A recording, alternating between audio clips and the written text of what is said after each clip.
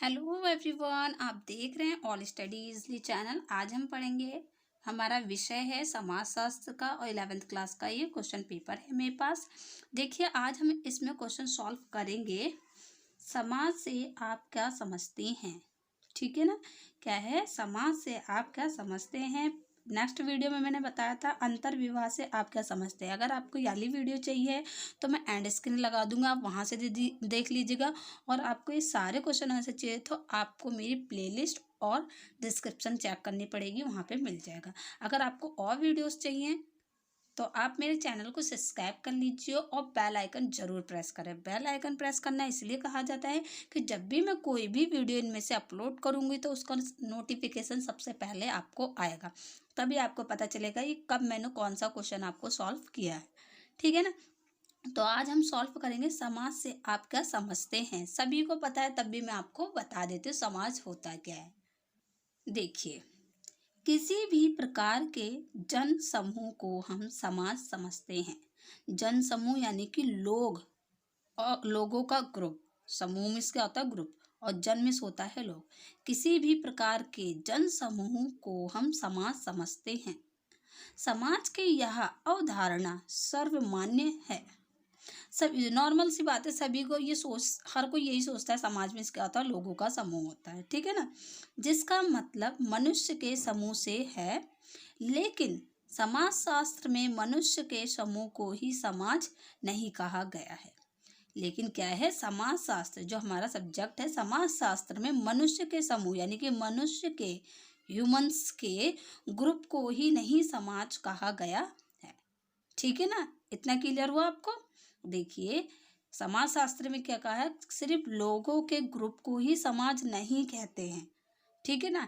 ये नॉर्मल सी बात है, अवधारणा यानी कि ये नॉर्मल सी बात है, हर किसी को यही लगेगा समाज में लोगों का ग्रुप, ठीक है। लोगों को, समूह ही को ही हम क्या कहते हैं, समाज कहते हैं। लेकिन हालांकि समाजशास्त्र में ऐसा नहीं है, मनुष्य के समूह को हम समाजशास्त्र नहीं कहते समाजशास्त्र के सब्जेक्ट में, ठीक है। इतना क्लियर है आपको। अब आगे देखिए, बल्कि मनुष्य में पाए जाने वाले, ठीक है ना, क्या है, मनुष्य में पाए जाने वाले पारंपरिक संबंधों की व्यवस्था को कहा है। क्या है, पारंपरिक संबंधों की व्यवस्था को क्या कहा गया है, समाज कहा गया है, ठीक है ना। सामाजिक संबंधों के जाल को समाज कहा जाता है। क्या है, सामाजिक संबंधों के जाल को क्या कहा जाता है, समाज कहा जाता है। अब आगे देखिए, अगर आपको ये वाली परिभाषा सुटेबल लगती है आप ये लिखिए, नहीं तो मैंने देखिए 2 और परिभाषाएं बताई हैं सिंपल से, आपको जो सही लगे आप वो लिख के आना, एग्जाम में आता है तो ये क्लास 12th में भी आ जाता है, ठीक है। अब देखिए, समाज मात्र व्यक्तियों का समूह नहीं है, जो अभी ऊपर कहा गया था, ठीक है ना।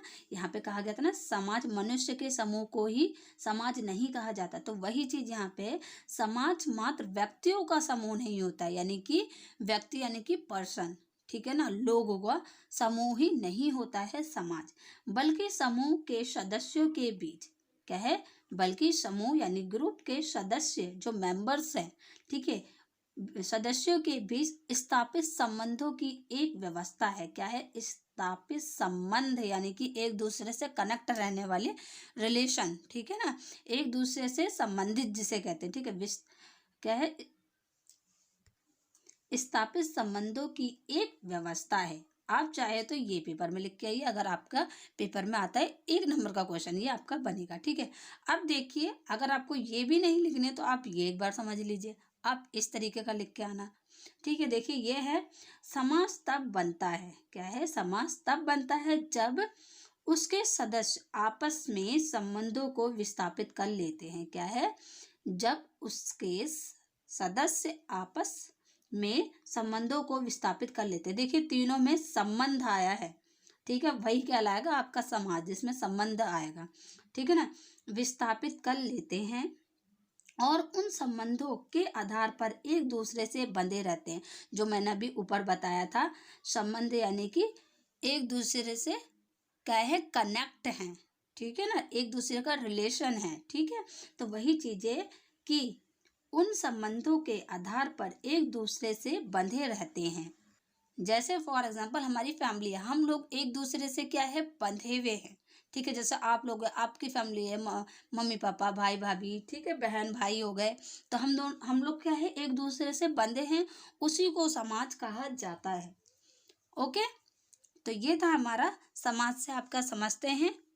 ये 3 परिभाषाएं आप रोक रोक के इनको लिख लीजिएगा, ठीक है। आपको मेरी वीडियो हेल्पफुल लगी है तो प्लीज़ चैनल को सब्सक्राइब भी करें। देखिए, आपको कोई भी डाउट हो आप कमेंट बॉक्स में भी पूछ लीजिए, नहीं तो आप मेरे को इंस्टाग्राम पे डीएम कर सकते हैं। यहाँ पे मेरी इंस्टाग्राम आईडी आपको शो कर रही होगी, ठीक है। और ज़्यादा से ज़्यादा मेरी वीडियो को शेयर करें, क्योंकि आपके एग्ज़ाम आ रहे हैं। जब आपको फ़ायदा हो तो आपके फ्रेंडों को भी फ़ायदा हो, क्योंकि सभी का एग्ज़ाम अच्छा जाना चाहिए।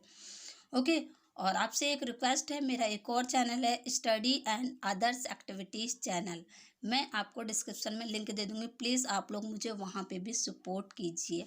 उसमें मैं छोटे बच्चे पढ़ाती हूँ, फर्स्ट क्लास से 8th क्लास तक के। यहाँ पे मैं 9th से 12th क्लास के बच्चे पढ़ाती हूँ ऑल स्टडी में। और वो वाला जो चैनल है मेरा दूसरा, study and others activities channel, उसमें मैं छोटे बच्चे पढ़ाती हूँ। तो प्लीज़ आप लोग एक बार मेरा डिस्क्रिप्शन चेक कीजिएगा, और प्लीज़ वहाँ पे भी आप मेरे को सपोर्ट करें, मेरे चैनल को सब्सक्राइब करें। आपके छोटे भाई बहन होंगे, आपको पढ़ाने में बहुत ज़्यादा आसानी होगी, ठीक है। तो प्लीज़ सब्सक्राइब माय चैनल और ज़्यादा से ज़्यादा शेयर करें, और बेल आइकन ज़रूर प्रेस कीजिएगा अगर आपको और भी एग्ज़ाम के क्वेश्चन आंसर्स चाहिए। So thank you. अब हम नेक्स्ट वीडियो में मिलेंगे।